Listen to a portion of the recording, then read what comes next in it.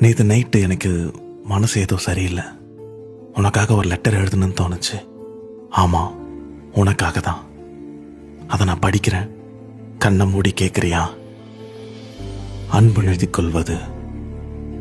இந்த உலகில் யாருக்கும் தெரியாமல் 1000 வலிகளை தூக்கி சுமக்கும் உன்னிடம் எப்படி இருக்கிறாய் என கேட்பதே ஒரு குற்றச்செயல் என நினைக்கிறேன். நிறைய துரோகம், நிறைய வலி, நிறைய இழப்பு, யாருக்குமே சொல்லி புரிய வைக்க முடியாத ஒரு சூழ்நிலை. இவ்வளவு இருந்தும் 1000 புயல்களை கண்ட ஒரு மரம் மாதிரி நீ தைரியமா நிக்கிறீல்ல. நான் நிஜமா சொல்றேன், உன்னை நினைச்சு உண்மையிலே ரொம்ப பெருமைப்படுறேன். ஆமா, இந்த வாழ்க்கை உன்கிட்ட ரொம்ப கொடூரமானதா தான் இருந்திருக்கு. ஆனா மறந்துடாத, இங்க இன்பமும் நிலையில்லை, துன்பமும் நிலையில்லை. நீ முன்ன மாதிரியெல்லாம் இப்போ சிரிக்கிறது கூட இல்லை. எப்பவுமே ஏதோ ஒரு சிந்தனையிலே இருக்க.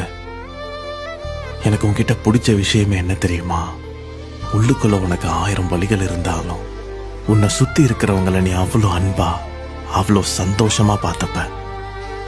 இந்த பிரபஞ்சத்துக்கிட்ட நான் ஒண்ணு மட்டும் கேட்டுக்கிறேன். உனக்கு நல்ல மன அமைதியும் நல்ல ஹெல்த்தும் கொடுத்து உன்னை தன்னுடைய கைகளால் ஆறத் தழுவி அள்ளி எடுத்து இந்த பிரபஞ்சம் உன்னை தன்னுடைய குழந்தையா பார்த்துக்கணும்னு நான் கேட்டுக்கிறேன். உன்னுடைய கனவுகள் எவ்வளவு பெருசா இருந்தாலும் அதை நோக்கி நீ எடுத்து வைக்கிற ஒரு அடியும் உன்னை இனிமேல் முன்னேற்றத்தை நோக்கி கூட்டிட்டு போகணும்னு அந்த யூனிவர்ஸ் கிட்ட நான் கேட்டுக்கிறேன். என்னைக்கும் மறந்துடாத, இந்த நிலை மாறும். உன் ஆறாத காயங்கள் அனைத்தும் மாறும். என்னைக்கும் உன் நம்பிக்கையை மட்டும் கைவிட்டுறாத.